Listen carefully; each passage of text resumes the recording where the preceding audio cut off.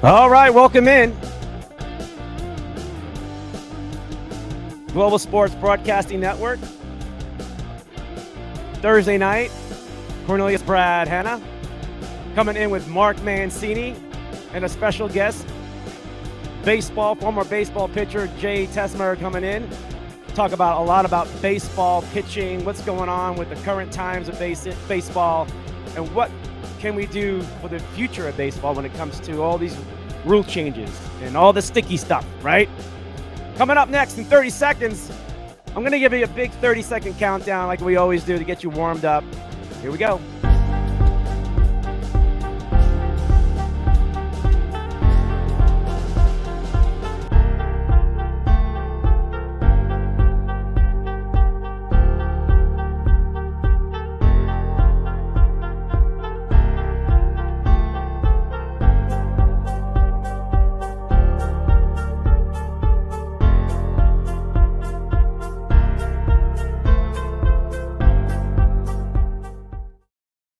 All right, welcome back in. Cornelius Brad Hanna right here on a Thursday night Global Sports Broadcasting Network. It's Hanna Time with Mark Mancini coming in here in about 30 seconds. And Jay Tesmer, our special guest, talking baseball. We're going to talk basketball. We're going to get the NHL hockey playoffs popped in. We got some wild, wacky videos later on in the show and some NFL news as we're kind of breaking down. Hey, I got some Pittsburgh news. I got some Pittsburgh guys coming in, the ones I just mentioned, right? But more importantly, too, we're going to bring the guys in right now here. Let's say hi to Mark Mancini. How you doing, Mark? Always a pleasure. The Duel in the Desert, the show that's sweeping Thursdays, the Throwdown, man. I'm so blessed with the olive branch each and every week, my friend. Okay, Mark. You having a good week, good sports week, a lot of action going on, right? A lot of action, and, that's the thing. And, picking up steam. And, man, this show is really taking it across the country. And I can't wait for Jay to get in here. I'm looking forward to him. Another bird boy coming through. Let's bring him in. Jay, how you doing, Jay? Doing great. Thanks for the invite. I appreciate it. Your glasses look like mine, so we look good. And we got the Mark sandwich in the middle there. Mark, get your glasses on. Let's make it work. You know what? I don't need them now, man. I can still. It's 61. I'll be 62 in November, and my wife keeps getting on me, and I go, I don't need the glasses. I can still read. God's blessed me up to this point. Hey, all right. So what I want to get started with, Jay, because I don't want to keep him throughout the whole show unless he really wants to. But we want to talk baseball and a lot of talk right now. I mean, we'll get into the basketball, guys. Lakers are on right now and the Nuggets and the hockey is going on. But the baseball story this week, and really the big story in the sports world besides this playoff stuff, is pitching around Major League Baseball, the sticky stuff. But we saw not too long ago, Max Scherzer get busted for something like that. And he was really upset with it. Felt like he was not in the wrong, but something is there where, he took the suspension and moved on. German for the Yankees just got caught the other day after once getting warned, and he got caught by the same umpire crew, but it looked like it was pretty excessive amount of sticky stuff. But what is that sticky stuff? Can we break it down? Because a lot of fans just may hear it, and Jay's going to help us with that. And also all this stuff about cheating and stealing signs in the first base box, coaching boxes and third base line. And, is it really a box or, what is it all about? And is it okay to steal a sign? Did Aaron Judge truly steal a sign and hit a home run? Yeah, it's probably happened a bunch of times in baseball, right? I mean, a lot of things go on in baseball that are between the lines that Jay can explain, and a lot of things that we hear along the way. But Jay, let's start off with the sticky stuff. So actually, you know what? Let's break down Jay first. Okay, because not a lot of people don't know about Jay's background. This is a story, guys. I read about it once, and it kind of came back to me. Jay got into the major leagues in '98 with the Yankees. That great year, the greatest season that I ever witnessed, right? And you can argue that, but I'm going to win that battle. Is this? He walked on, basically, trying out for the University of Miami, the Hurricanes, baseball. A program that is one of the elite programs. And the Canes have had some great years, and they're always competitive every year. They're one of those schools. But 2 times, Jay, you tried it and didn't get there. But the third time was a charm, and it got you to the big leagues with the New York Yankees itself. Can you break that down. And also, it's also a very enlightening story because it gives a lot of people hope about never giving up and never quitting. And, you didn't have a scholarship, I'm assuming, right? Unless they gave you one after you made the team, I hope. But break that all down first. Yeah. So, actually, I went to West Virginia for a year. I walked on there, got cut. And then I transferred to the University of Miami, walked on, got cut, walked on, got cut.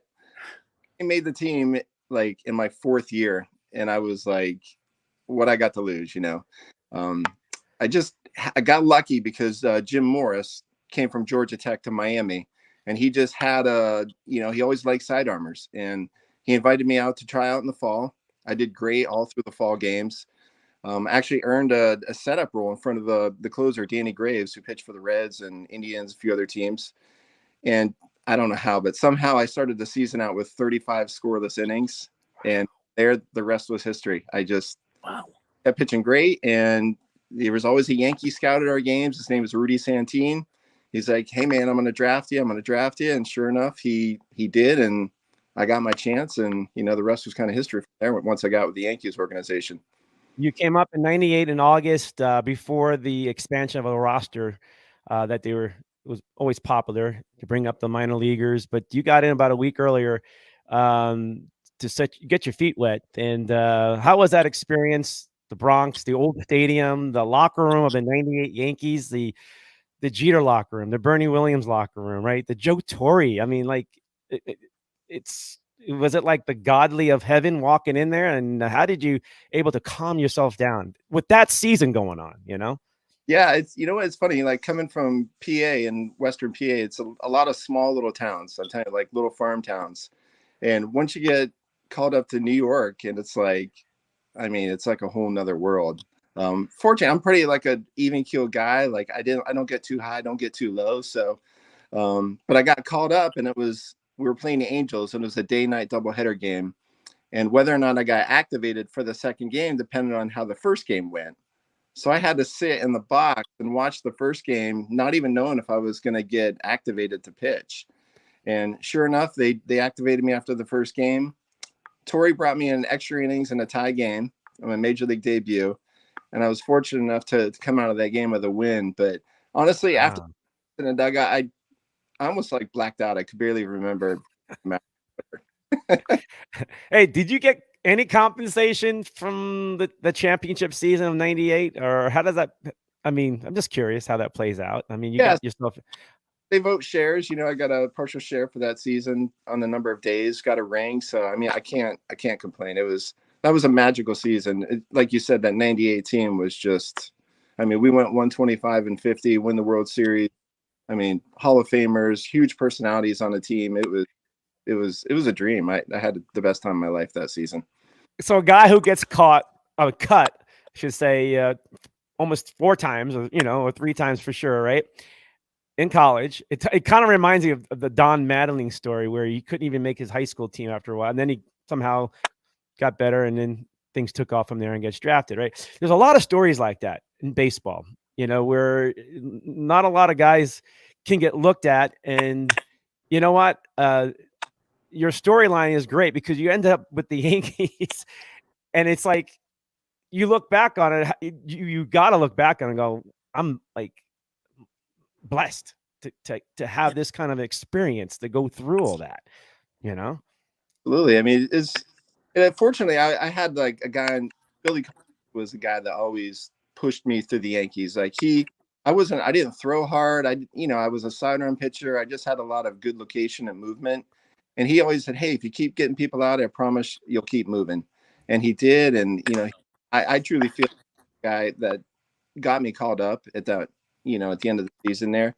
But sometimes you just got to get a chance, just to show who you are.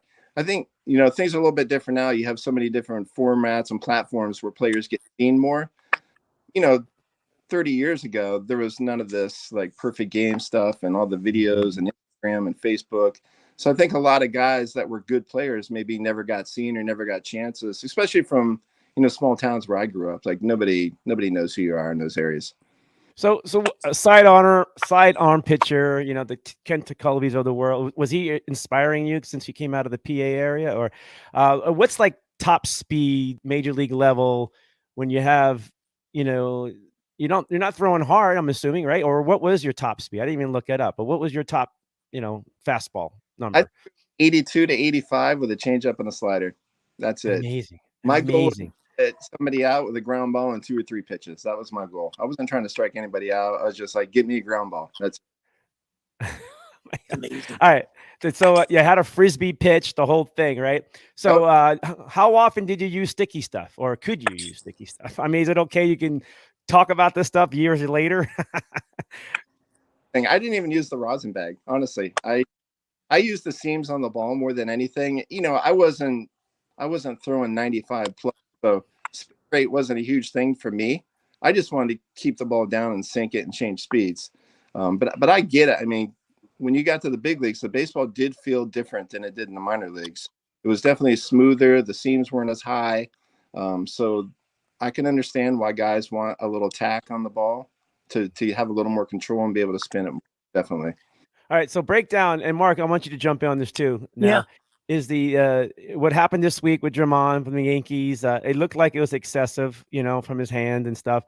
But then there's just a lot of debate on, how much is too much or too little, or what is allowed. And, I feel like there's no real clarity when it comes to this. I know they're using rosin and sweat and wetness, and somehow they're allowed to use all that. I mean, rosin bags are used because of the heat, right? I mean, summer is summertime, right? You want to, but Well, do they take away the rosin bag, right? Go ahead, Mark.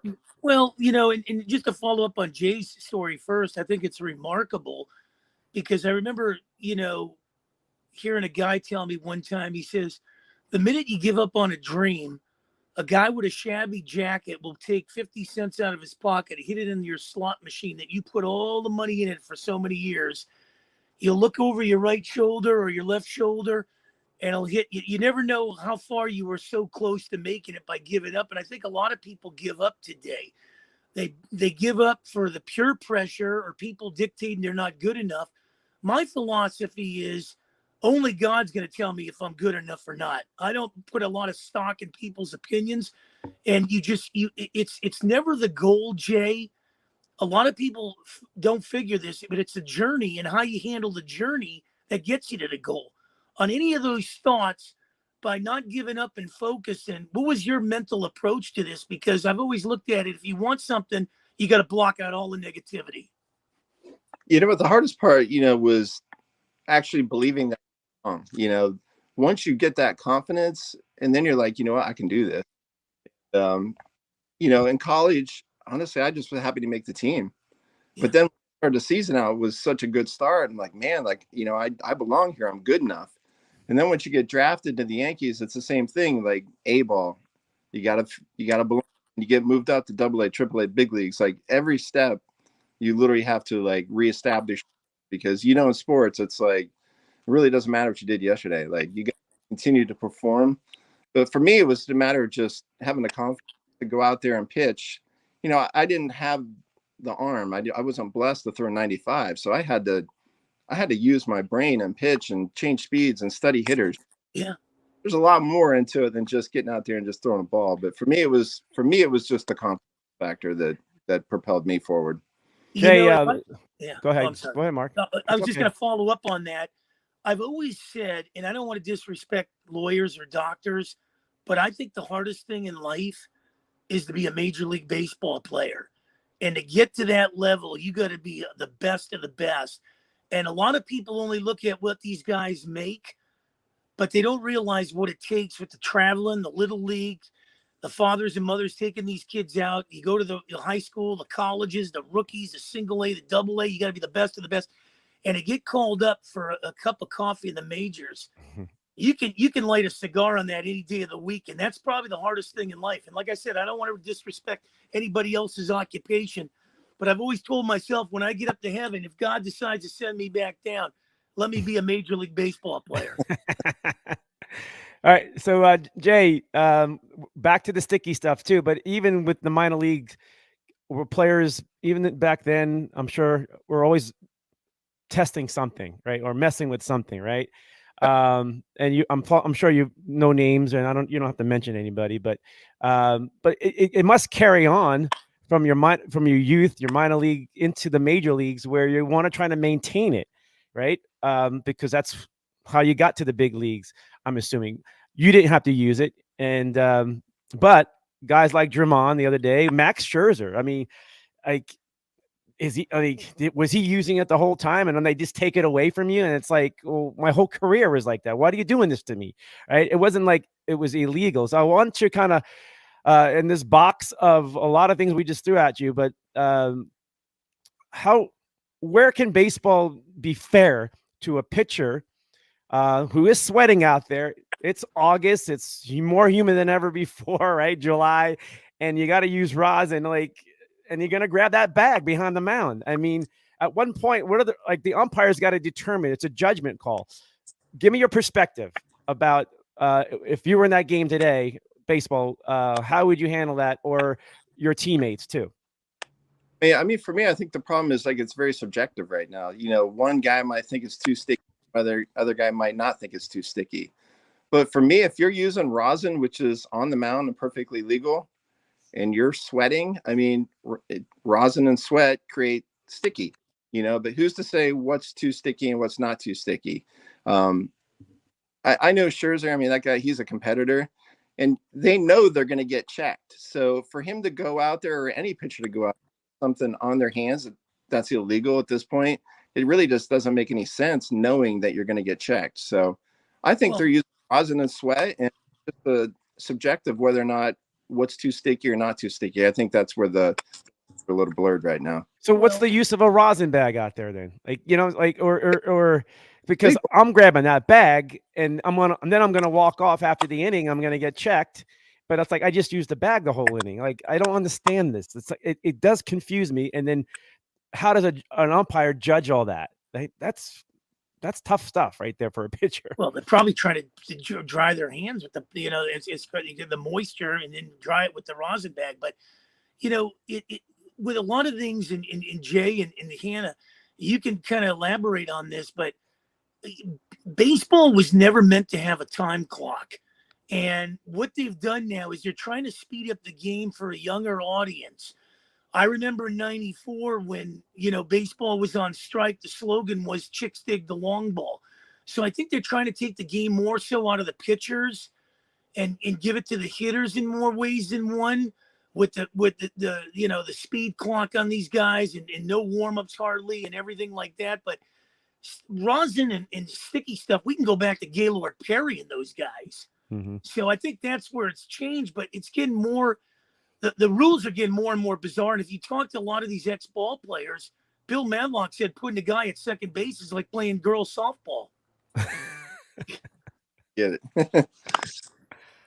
Jay, did you ever have an infielder get a ball and maybe on his belt buckle, kind of skim the ball a little bit? Or do you hear stories like what do infielders do to help their pitcher? I'm just curious. Like, I hear stories, but I don't know if they're real, I never had an infielder help me. I mean, catchers like scuffing the balls, but a ball hits the dirt, gets a little scuff on it. You can try to use a scuff.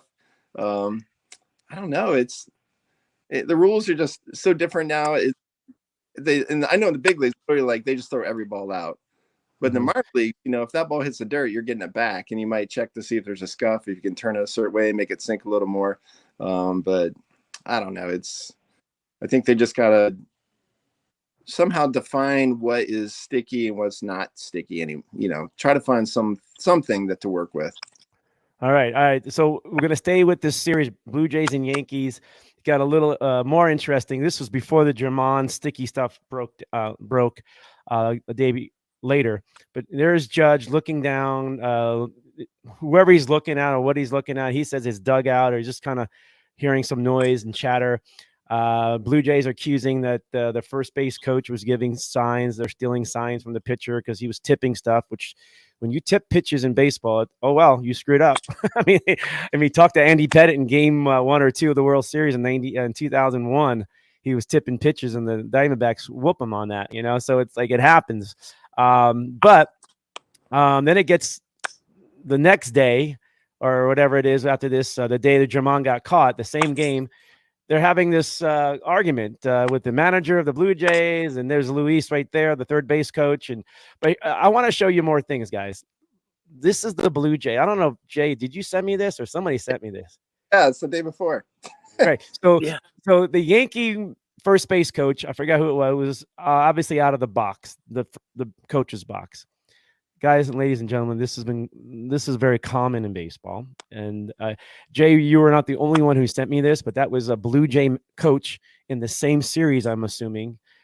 Look how far off he is. But how does a manager complain about the box and everything else and stealing signs? I mean, I don't get it.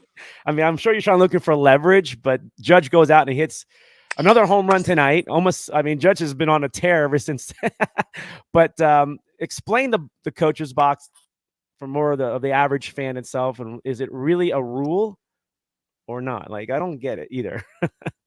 Yeah, I mean, I think the box there is just they want to prevent people from getting in positions where they can see like the catcher putting down signs, for whatever reason. But the problem is, especially the third base coach, if there's a runner on second base or a runner on first, he's trying to give signs. The pitcher might be away, or he's trying to get an angle for if the ball's outfield. Unfortunately, you have to be out of the box to be in a good position to do those two things. Honestly, I think that the pitcher, the Blue Jays, was probably tipping his pitches. Somebody had it, and they were just relaying it, which is not cheating. That's part of the game. Like, if the tip his pitches, use it to your advantage. Mm-hmm. Is that? I mean, the announcers itself may have stirred this up a little bit too. Well, these two teams don't like each other. I mean, the Yankees and Blue Jays have never liked each other, probably since the Blue Jays came into the league. Probably. Yeah, I remember Jorge Bell. There is no love lost. And now you've got young guns in Toronto that are trying to establish themselves. And you're trying to, topple a Yankee history that's won, 20-something championships there. So Toronto's pushing themselves. That American League East is going to be a dogfight all year with the Baltimores, Torontos, and Boston's trying to move their way into this thing now. Hey, Jay, you were there in '98, which is the highest point of that dynasty of the Yankees. And I'm not saying this is what's happening now, but the Yankees are always going to draw attention. Obviously, that's ever since the Babe was there. But you were there also. And I've watched a lot of those 98 teams because I was fascinated by what they were doing. It looked like a rock show. And loved them or hate them. I mean, there was I would wear a Yankee hat. I think I'm wearing a Yankee. Yeah. And people would try to fight me because I was just wearing it back in those days. Like, it was toxic. Like, you could not even wear it, or you hate them or love them. And I don't think Laker fans get that kind of a hate. It's something about the pinstripes. And you were there. You've heard it. You watched the pregame. You watched Jarek sign autographs up and down until everybody was taken care of. It was amazing. But you're right, Mark. But the rival stuff, that's what happens when you're not a only Yankee. That, Cornelius, in '98, I was covering the Padres. So when they took out the Astros and Braves, they were all in on playing the Yankees. And I think that series changed in the first game on Langston's pitch. I think it was, right, Jay? That whole series. And the guy by the name of Scott Brocious did the San Diego Padres in. Yep. So Jay, talk about, what it is to be a Yankee and all that energy, the spewing of foul language that probably is heard a lot. I've been to stadiums like that. Anyway, I'm a New Yorker, by the way. So I traveled and watched Yankee road games, Jay, and I literally could have gotten fights all the time, but I don't. But go ahead. I want you to talk more about this. Go ahead. Best thing, about Yankee fans is just passion. I mean, they are passionate. They love their team, and they can be extremely difficult, as you know, on their own players too. But it's just because honestly, they just want it to win. But the flip side is that when you go on the road, as much as Yankee fans are passionate, everybody else hates you to that same level. So it was a wild ride. My favorite place to go was Boston. I mean, it was just, especially warming up in the bullpen down there. Like, the fans are so close to you warming up. Like, they literally feel like they're breathing down your neck when you're warming up. And the things people said to you, I mean, it's actually pretty amusing, but that was the best part. You know, I loved it. I had a great time with it. You know, Yankee fans loving you, Red Sox fans hating you. But the funny thing, when you go out at night, everybody wants to hang out and meet you and talk. So once you cross the lines, that's when things change. I hear you. I hear you. Well, and not only that, you're dealing with passionate cities. I mean, even doing sports in like Philadelphia or something, Philly, New York, Boston. It's a passionate sports fan. They just had an incident in LA with the Dodger fans again beating up some guy Monday night against the Twins outside, knocked them out, and the rent-a-cops were just looking around. That's common in Dodger Stadium now. It's horrible. But I think, you know, in New York, in Philly, in Boston, it's more of a passionate base. You get into St. Louis, it's right up there with the Bible. But then you get into like Dodger Stadium and stuff. This is just a belligerent drunk that's been partying since 7 a.m. that was allowed in the stadium. It's different. I actually worked with the Dodgers for 8 years, like during It's just gotten so bad there at Dodger Stadium. I mean, it's like the Raider mentality is just spilled out there, and I don't know why it is. It was never like that, you know, pretty much growing up out here, but it was, you know, it's tuning people off. And I think a lot of other things that are tuning people off is, and I know we're on the baseball thing, is what the hell is John Morant doing? Oh, no. What's going on? I mean, I grew up with Bird and Magic and these guys and Showtime and, you know, McHale and all. And can you watch basketball? I mean, there's Jay, you play basketball? Did you play basketball, Jay? Like high school? As far as I got, high school. But I mean, you know, I'm looking at it today. I mean, I love my Milwaukee Bucks, because Pittsburgh never had a team except the Condors. But, you know, I like what's going on in Miami with Butler and Riley. But you look around with the Durants and Irvings and these Hardens, and it's like, what's going on with the league today? And then John Morant, a guy that can take the league and run with it. I think this is a guy that forgot where he started. He rolled off the mountain overnight. Jay, when you dealt with former players or guys who are troubled or had some issues from minor league, what goes on in the locker room? Like, how do guys come together or try to rally around that? Or does it get quiet? Does it get stiff air? You know, how does that happen? What goes on? A lot of times, you know, you try to, you know, just help them out, you know, talk to them, see what you can do, because I mean, you spend so much time together on the road during the season, spring training, it's 10 months of the year. So I mean, you're seeing those guys more than you do, you know, anybody at all. So, you know, it's just kind of coming together and trying to support somebody who's maybe a problem with some, you know, whatever it could be, you know? Yeah.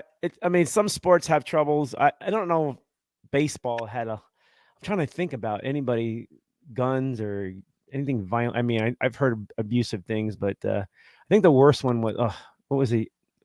I don't know. I don't want to go too far. Probably Wade Boggs having a new woman in every state. I remember that.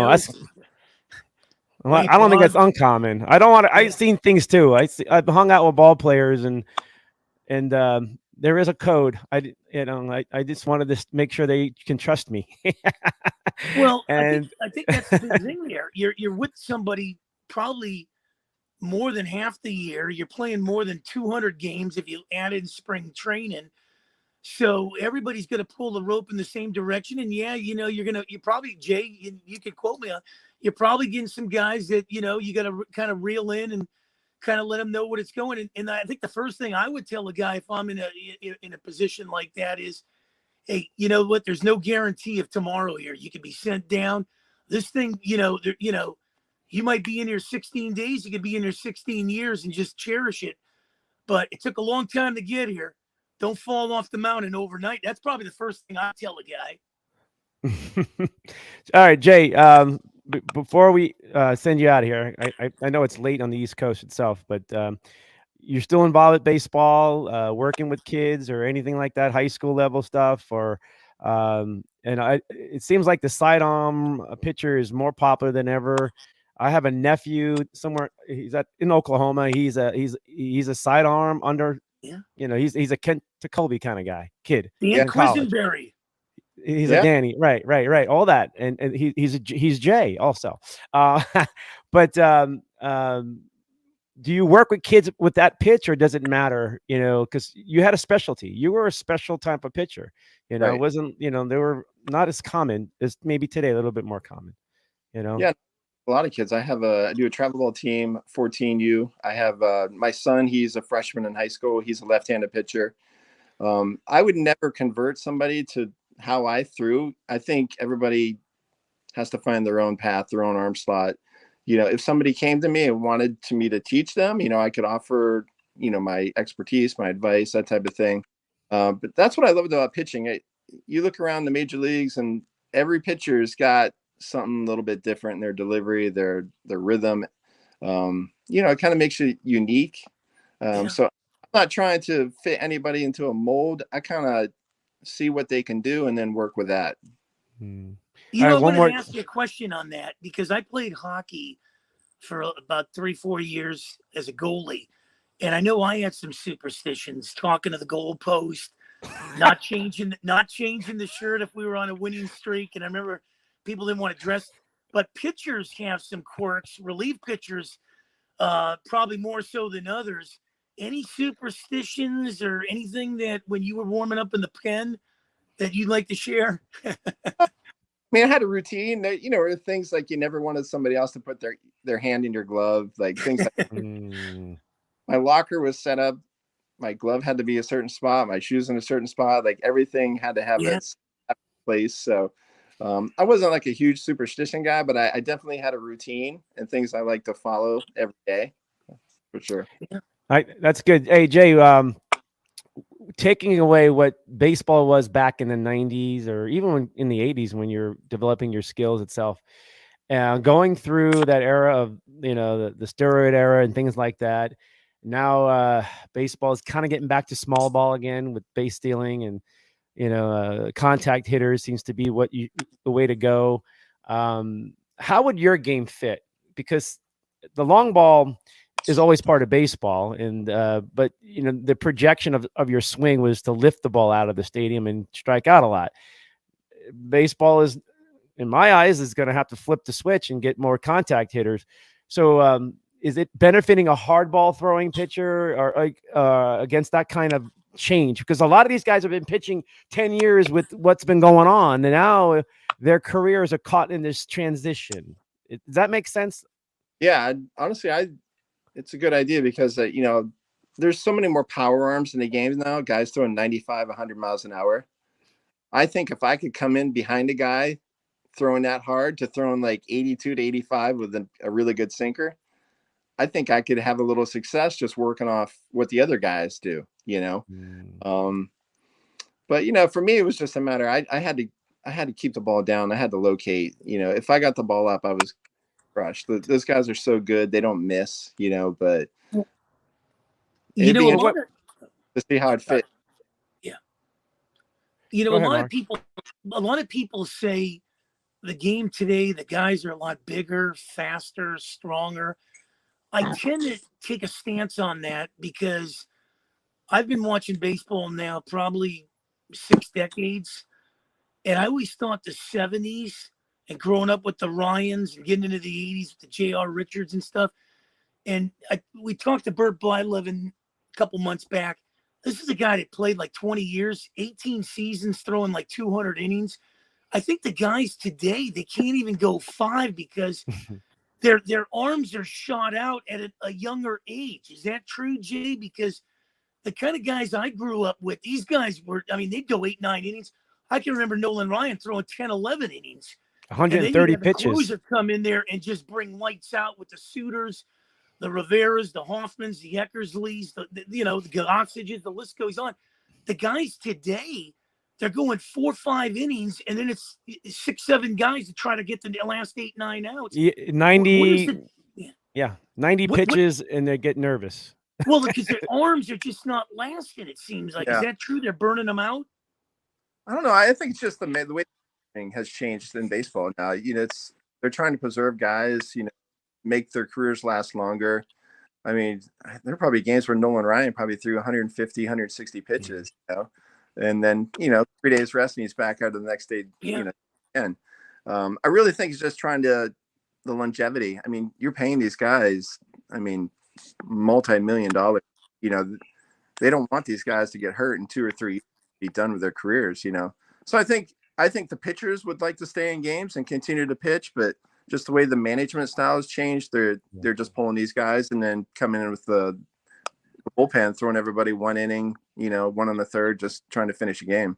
Yeah, the metrics of baseball, which I'm a guy who just is the eye test kind of thing. If it's going well, looking good. I mean, the body language, the whole bit.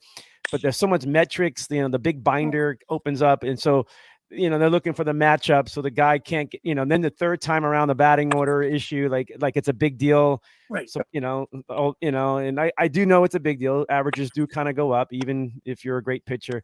But I think that also they're trying to micromanage a game so much that that's probably why. But here's the thing. There's a lot more, like Walker Buehler coming out of Vanderbilt. I mean, he's got Tommy John. Dustin May's arm is kind of shot. Tony Gonsolin had a great year last year. Then you look at the number one pick the Pirates could have drafted, and they bypassed on Kumar Rocker, the Mets. He's got Tommy John surgery now.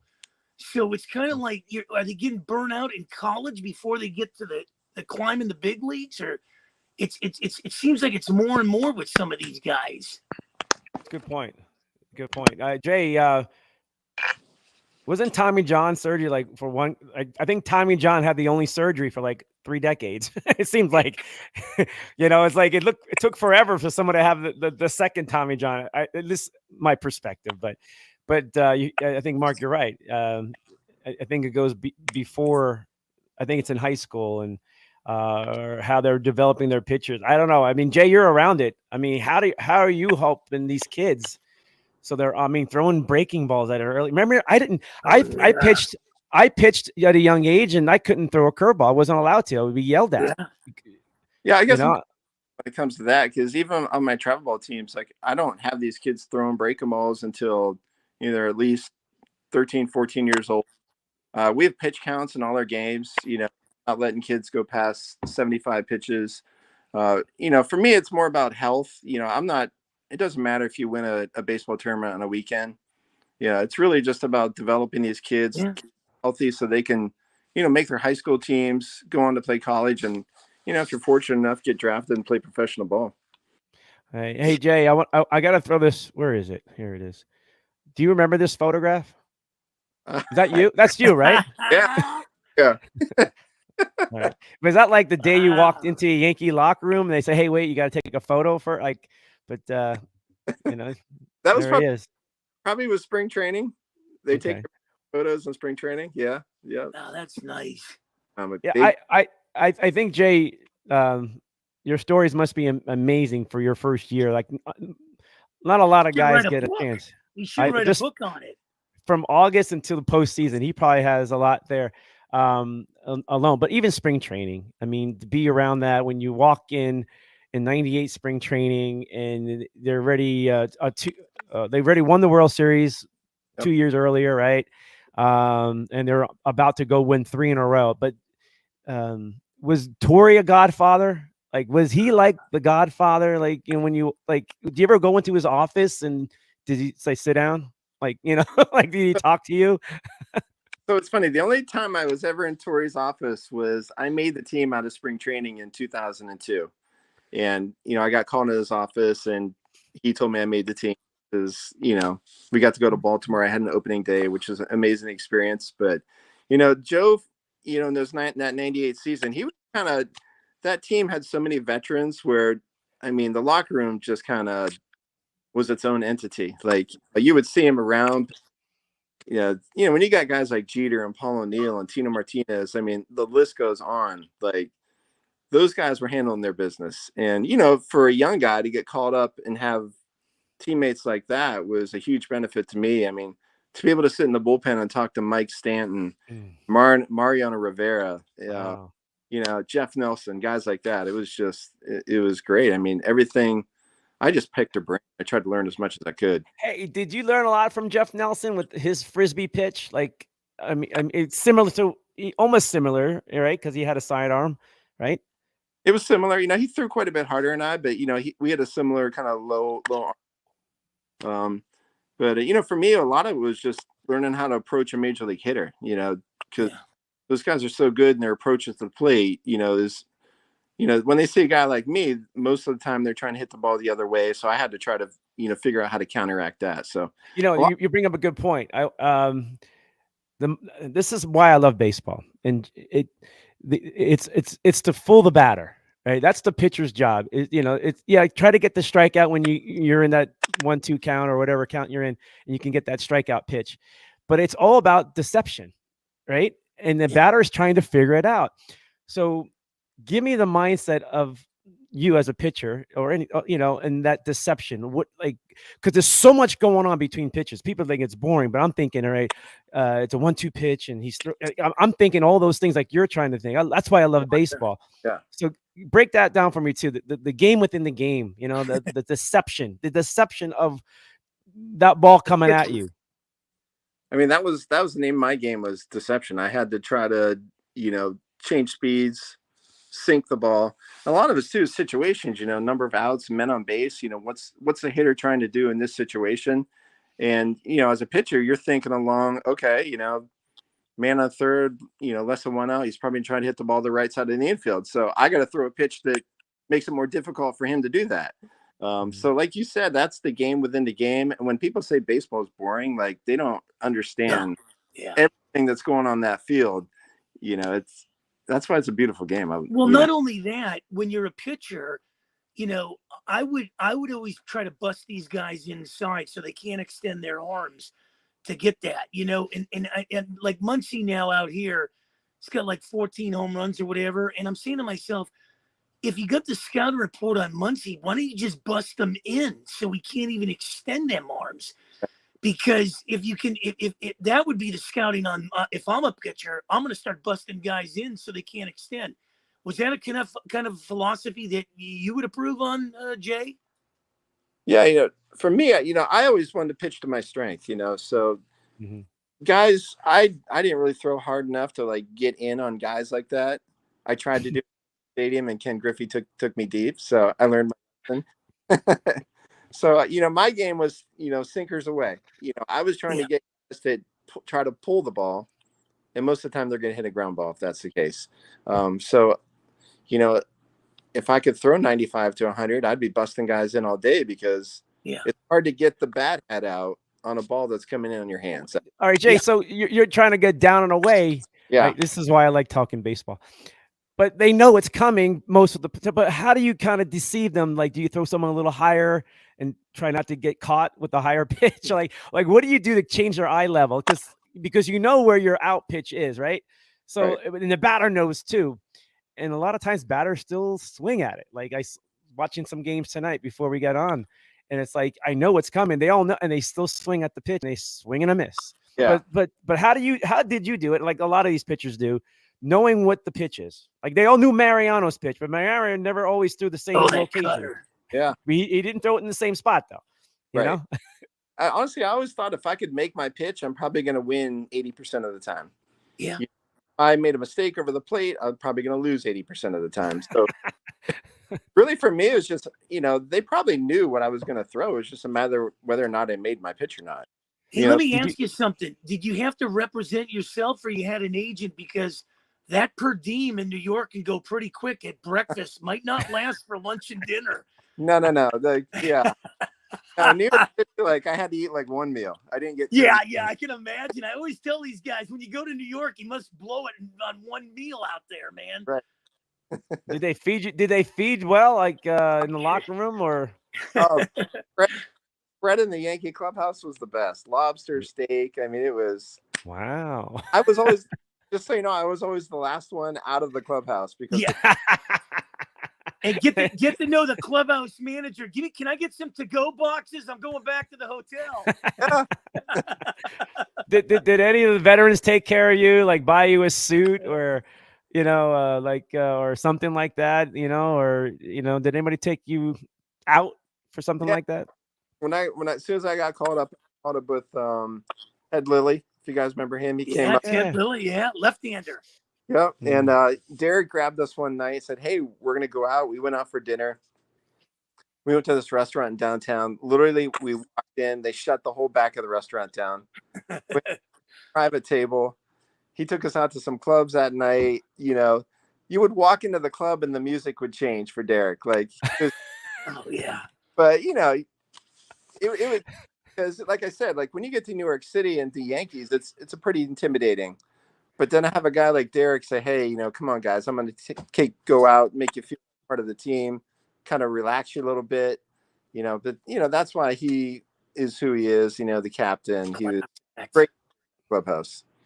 The ultimate captain, the ultimate And teammate. when you talk about Derek Jeter, I think that's a downfall of what's going on in Miami. They should have let him have complete reins of that organization with Don Mattingly, and they would have built something down there. But for Jeter to walk away, I always looked at it like this: it's not his problem, it's yours. Yeah, he's a proven winner. He knows Yeah. to win. He knows how to build a team, and Yep. said for Derek to walk away from something, that's Yeah, Class Derek acts. is. I love the Andy Pettit and all those guys, man. Yep. Oh my gosh, some of those guys.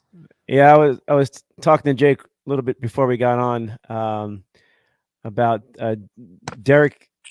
Being around Derek as I only very little, but he's always nice. He always treated Yeah. everybody with the ultimate. Didn't matter who you were. Like Yep. it's just. I know he was guarded. I could feel his energy, but he was always polite, amazing. But to be that competitive of a spirit, like the balance of that, it goes beyond, and to basically be the captain and keep that locker room with all those characters that you witnessed, the David Wells, the Cones, and I'm missing somebody else in there that were just, can rattle a locker room pretty quick, Daryl Strawberry, there was Doc Yeah. Gooden in there, right? I'm now names are popping in my Yeah. head, so And, what and all a that team. lore, man, unbelievable. And did you have to do anything crazy of giving a ball away on the road? That had to be something. Whether it was a lady asking for a ball, a groupie But she was asking for for a Derek's ball, a she was asking for 45-year-old Derek's phone asking number. for a ball, anything crazy like that? Any No. story on that? No, the only thing crazy we had to do is, the kind of the little rookie stuff, we had to do. Carry the Dora bag. I had to carry a Dora bag. And we played in Tampa. They took our clothes and they left us with like disco clothes that were like three. Yeah. So, That's good. good fun. So did anybody come up to you and go for an autograph, but they really wanted like Derek Jeter's autograph? And not like, did it have like a I was just flattered that somebody wanted my autograph. All right, Jay, I kept you long enough. We got a great. basketball game on. Denver is up by 11 now, or 12. No, yeah, they're kicking their Denver's butt. up now. I thought the Lakers blew it, huh? Yeah, they're up by 12 in the fourth. So the Broncos, the Nuggets are. I warned everybody, and Jay, about altitude, high elevations and things like that. I was warning people, watch the fourth quarter. If the Lakers have legs after, game one, they did a lot, and now game two came out of the gates. But it looks like it may be the problem. It's hard to play like the Rockies, the Avalanche in hockey last year in the Cup. The Lightning just could not be. We're not the same team. Yeah. Same thing's happening right now with the Nuggets too. And whoever wants to think about Miami going into Denver if that was the case. Yeah, I don't know. Pat Riley's a proven winner, man. He wins if John Starks hit his shots in New York, he would have won in 3 cities. Jay lives in Tampa, so he's. I'm assuming you're a Bucks fan now too, or you're Steelers fan since you came. Where are you?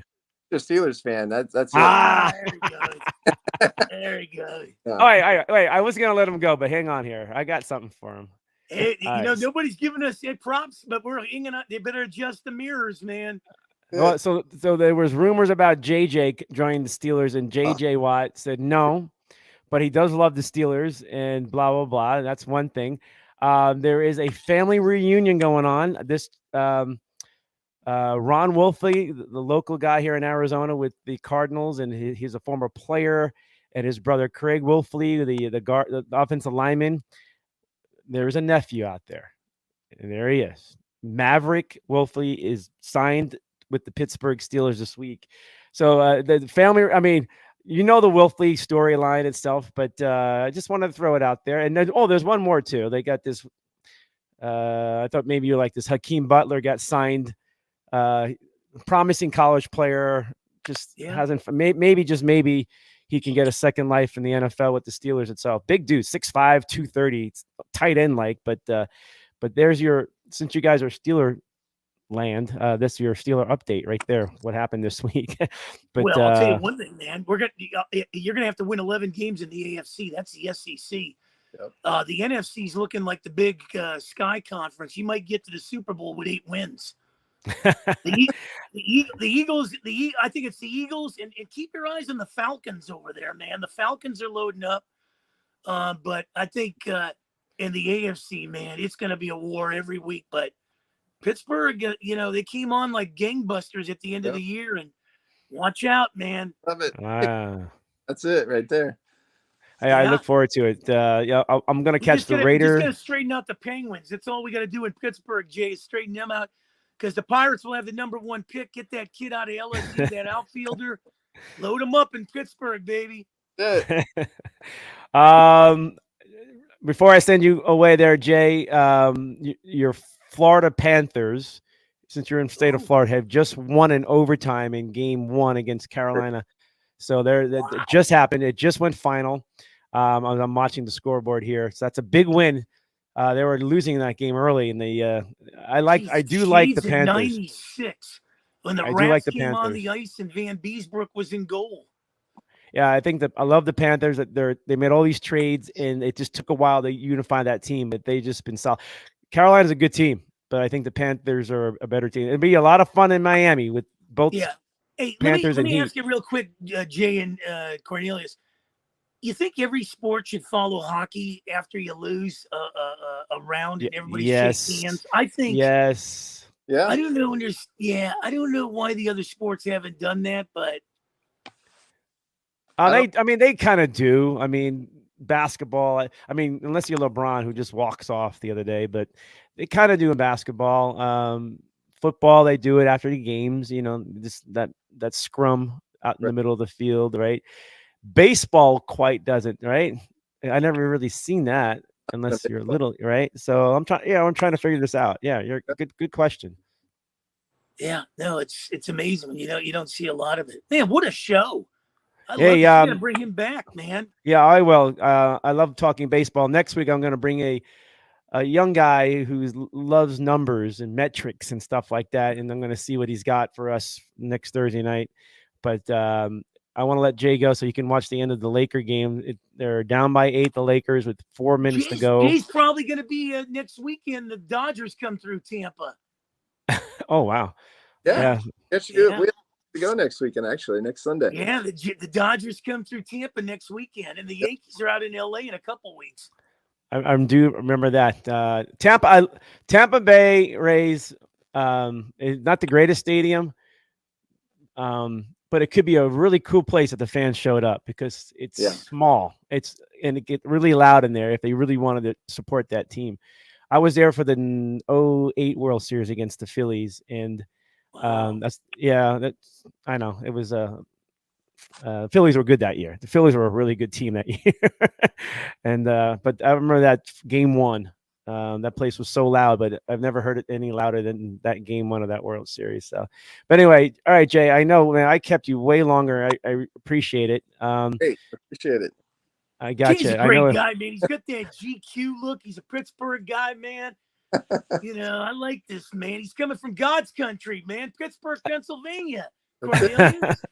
I got you. All right, Mark. Mark, you got to get out of here too, I'm assuming, right? Yeah, I got a granddaughter. Yeah, definitely be back longer next week. We had a motorcycle chase outside here. I don't know. My granddaughter's coming by to pick up her daughter, and man, oh man, what a week. All right, Mark, I'll let you get out of here. Jay, I'll let you get out. I got more to talk about, and and I'll go through it on my own. But you guys have a good rest of the night. Watch the end of this basketball game, and we'll talk next week, Mark. All right, Jay, thank you so I much. love you guys, man. Thank you very Thank you. much. All right, Jay. All right, Jay. Bye bye, guys. All right, Jay Tesmer, former Yankee pitcher, came up in '98 when the Yankees were that great team in '98, and had a lot to talk about with baseball and what's been going on today with pitchers and the sticky stuff, rosin bags, and how pitchers can handle it and how the league's going to handle it itself. And that was nice. But also, it was nice to hear him talk about the game itself, the game within the game, and the things that he's been doing too. So we'll check it out. You can share the show too. It was very informative. And that's one thing I liked about Jay. It was very informative about the game of baseball and things that he's done and things that he's still doing. All right. Let's get into it. Let's rack this up a little bit. Storyline. We're going to stay with basketball itself. Big game going on right now between the Lakers and the Nuggets itself. Let's say 99-94 with about 3 minutes to go in the game itself. The Lakers are trying to make a comeback after winning the entire game until the fourth quarter itself. As you know, the Panthers have just defeated the Carolina Hurricanes in overtime. Oh, wait a minute. It was a win for the Panthers, but they took the goal off. So it must have been reviewed. Florida, this game is not over. Wow. So it was a review. So they replaced it, took it away. So it's 2-2, still in overtime. Panthers are on a power play. All right. Let's get moving along here, guys. And I got the story coming out of Philadelphia. The storyline is Embiid, last days in a Sixers uniform. We'll have to find out as not only Doc Rivers is gone itself, and after an exit from the playoffs, and also the MVP season that he had, Embiid. And then is James Harden on his way out, an option to get out and move on to another team? It seems to be likely. Are the Sixers going to be in a rebuild mode, or they are going to try to keep Embiid, not trade him, because that's the hot topic in the NBA other than the playoffs right now? All right. The other story, too, is this guy right here. Seems to be the number one pick for the San Antonio Spurs after the draft lottery was done, is Victor Wembanyama from France. He's a young guy. He's 7'4", 7'5". He's probably a wet 100 pounds, but he plays a tall game, big game. He plays outside. He can shoot and dribble. Just don't know if he's going to fit right into a more physical style of the NBA. But then again, the NBA is not as physical as it used to be. Is either Ralph Sampson or is he going to be Akeem Olajuwon? Looks more like a Ralph Sampson to me, but that may play well in the game today in the NBA. But Victor, good luck. You're most likely going to be a San Antonio Spur with the number one pick in the NBA draft itself. All right, NFL news, as we'll throw it around a little bit. This is something that kind of bothers me a little bit too. It's going to get worse. It looks like it could be, but the NFL continued to push the streaming envelope, announcing that Peacock will have first ever exclusive live streamed NFL playoff game in Super Wildcard Weekend in prime time on Saturday, January 13th, 2024. Yeah, you're going to have to pay for this to watch this game. Sports bars may have it, probably should have it to make sure they have clients and people coming in to watch. But if you don't have Peacock, you're not going to watch it. You're not going to get this game. And which is really ironic with the NFL is allowing this to happen. Okay. NBC looks to be desperate. Peacock's NBC. I don't know if the numbers show that it's worth going pay-per-view if you're a network, but for what the fans want and the larger number of people that can watch it, I think you're going to lose an audience.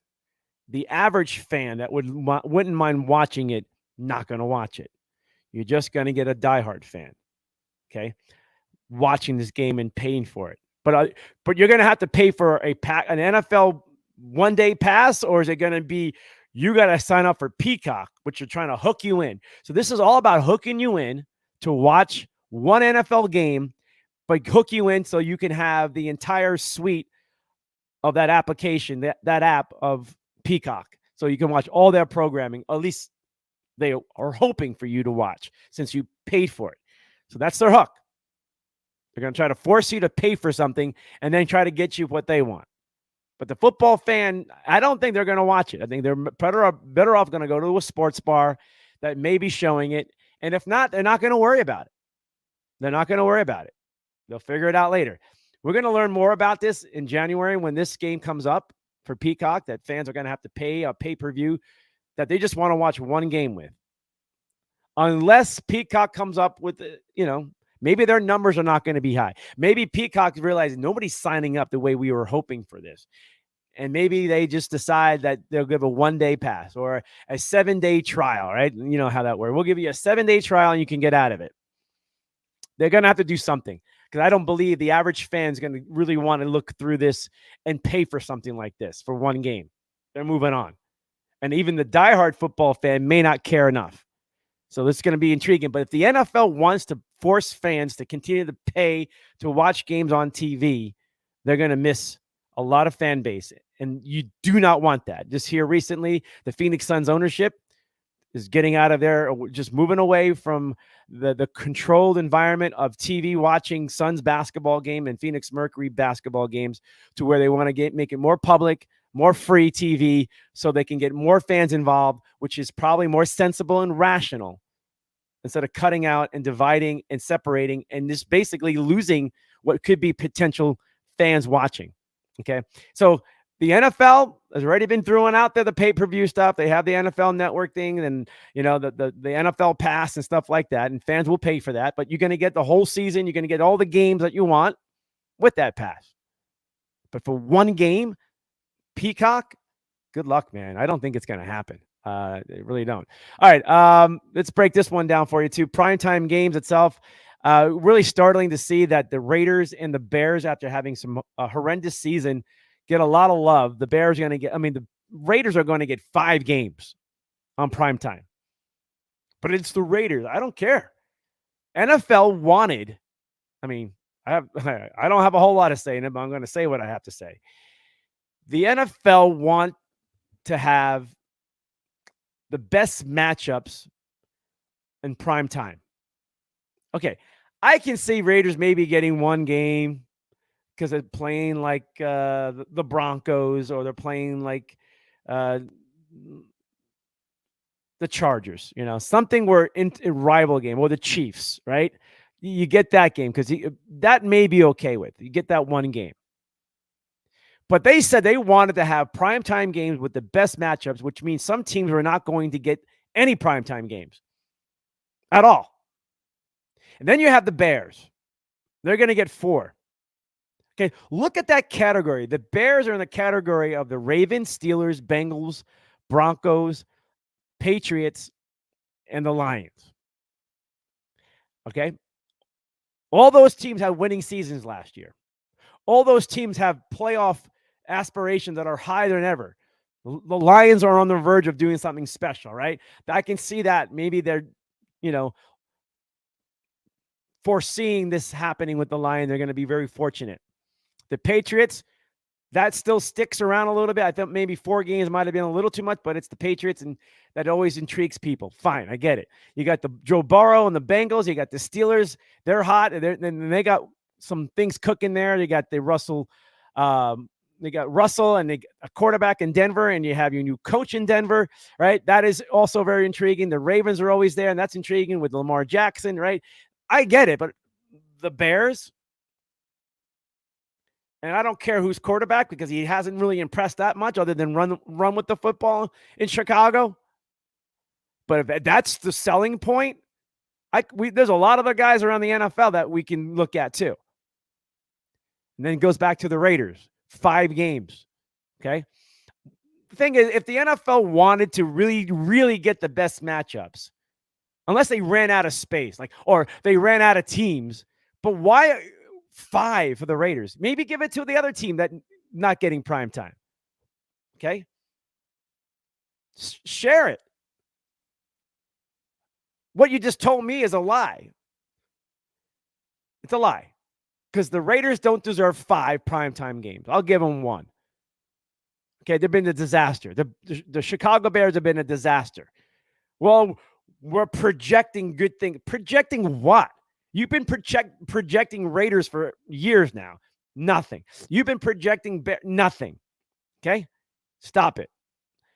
Pretty embarrassed for the NFL to even come out with that uh, statement about how they wanted primetime games being the best matchups. Kind of weird. All right, moving on. I'm going to go back to the hockey game. We thought it was over, but the Panthers, they took the goal away from the Panthers in overtime, so they're still playing in Carolina. Probably some controversy with that one. Let's go with the NBA right now with 12 seconds to go. It looks like the Lakers are down by 5, all right? And yeah, down by 5. And it looks like Denver is going to go to the free throw line from what we're looking at right now. Yeah. So it doesn't look good. Is it 108 or 10? It's 108, 103. 108, 103. He makes both baskets here. If you're watching on, maybe delayed. I just gave you it. But this game is over. The Denver has won this game 108, 103. They have a 2-0 lead now over. Yes, 2-0 lead going back to LA. So the Denver Nuggets have taken care of business. That's a great start for Denver. I think they're on their way right now to the NBA Finals. I know some people don't like it, but do that or the Lakers, folks. Pick your poison if you want that. All right, let's move it on here as we're trying to break down the show a little bit further here. NFL wise, we went through that. Let's go with this right now. Locally in Arizona, the story about the Coyotes and not getting their arena, this embarrassing vote that failed, or the Coyotes, basically. There's 3 propositions out there, and not one of them was voted yes. The city of Tempe, the people of Tempe voted it down for the Coyotes to build their arena with a mega entertainment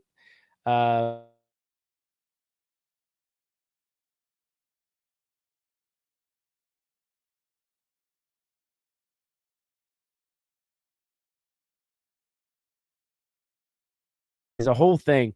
And now the Coyotes don't have a home. Now there's talk out of Arizona that the Coyotes are going to still remain in Arizona for the next year or two with Arizona State in that arena, the Mullet Arena, where they'll try to figure things out. There's now another story breaking earlier today, that city of Mesa, Arizona, and where an old mall used to be called the Fiesta Mall, where is a potential property area for the Coyotes to build an arena for them to have. It's right there off the freeway, so it kind of makes sense, right? And potentially there. There's another spot on the reservation with the Native Americans. If they were going to get their hands into it, I would not be surprised if they try to do that. So there's a couple of spots, and maybe, just maybe, the Scottsdale may come back and play with this again. They almost were in Scottsdale before they moved to Glendale. But if this doesn't happen, they're most likely going to be gone. They have a window to make it happen. They truly want to be in Arizona, and let's see if the city of Mesa can pull this off. There's a lot of land in Mesa. There's a lot of land in Mesa, so there's a high potential of that still happening. And it comes down to where the Coyotes truly want they want their own revenue with their arena. It's a struggle when you're competing with other teams that have, they basically control the financial part of that arena itself, and when you're buying that beer, it's not being shared. It's going right to the Coyotes if they have that new arena, right? That's how it works out. And that money and that revenue helps that team build better plays, keep players, things like that. And they need that. They have yet to have that in Arizona. That's the part that we won't know how good this organization can end up being until they get their stadium, their arena. They've never had one. They've never had a real home. Glendale was never their home. It was only a lease. And they basically were told goodbye, right? Oh, they wanted out. Tempe, you blew it. Tempe, you blew it. No, some people saying that the system was rigged and it was a rigged voting thing. And it wouldn't surprise me because there's a lot of animosity on the west side of Phoenix where a lot of politics have gone on to interfere with the eastern part of the valley over the years. The Cardinals had that issue too. And it came up again with the airport issue. It was all about politics and everything else. And it wouldn't surprise me if something did go wrong here because it didn't make sense to vote this down. It didn't cost any taxpayers money, anything. This was completely coming out of pocket. And the revenue that the Coyotes would make would pay off any bills to the city itself. So what and why would anybody vote that away? Traffic. Tempe itself has always been a traffic place. There's a lot of action, a lot of things happening there. Okay. But this was basically on the lake by the freeway, and you're going to bring a lot of revenue. It's going to escalate property value. There's so many wins. And if they voted this down, you screwed up big time. Tempe, city of Tempe. The Coyotes will find their way. Here's a statement from the ownership itself. We're very disappointed. The voters did not approve the Proposition 301, 302, and 303. As Tempe Mayor Corey Woods said, it was the best sports deal in Arizona history, and I have to agree. You cannot get any better than that. Even former mayors of Tempe got in and supported this. There were so many positive supports for this, but for whatever reason, and it's embarrassing. But if the city of Mesa can get the same kind of deal done that the Coyotes are trying to do with Tempe, Mesa's going to take it. There's more land. There's more opportunities in Mesa itself. Keep an eye on the city of Mesa, more of that western area, not so east, but more western. Whereas, Mesa and Tempe are like neighbors, so they're close to, so it's going to be okay. The only thing is, transportation-wise, transit, train system, to keep an eye on that to see if that works out for the Coyotes, because a lot of people will take the train to their games too. So, all right, Coyotes itself, not dead yet. There is hope that they'll remain in Arizona and go from there. Scoreboard watch right now in hockey itself. It's still in overtime. So if you still want to watch an overtime hockey playoff game in the conference finals, check out Florida and Carolina right now. There are 8 minutes left in the first overtime. I'm gonna get up. I'm gonna watch that too. But Lakers go down 2-0 now, and tomorrow night is Boston and Miami. Miami looks really good. Miami looks really, really good. They look like the best team right now in the NBA in the playoffs. The last four remaining teams itself. All right, guys. Other than that, I think we're out of here. I think we're done. Finally. All right. You guys have a great weekend coming up. I know it's warming up around the country itself, but keep it right here with me, hot as ever on Thursday nights. Hanna Time, Cornelius, Brad, Hanna itself. Guys, I appreciate your time itself. Stay with me. As always, we'll see you. We'll get out of here. Enjoy. Hanna Time, Global Sports Broadcasting Network. Good night, everybody.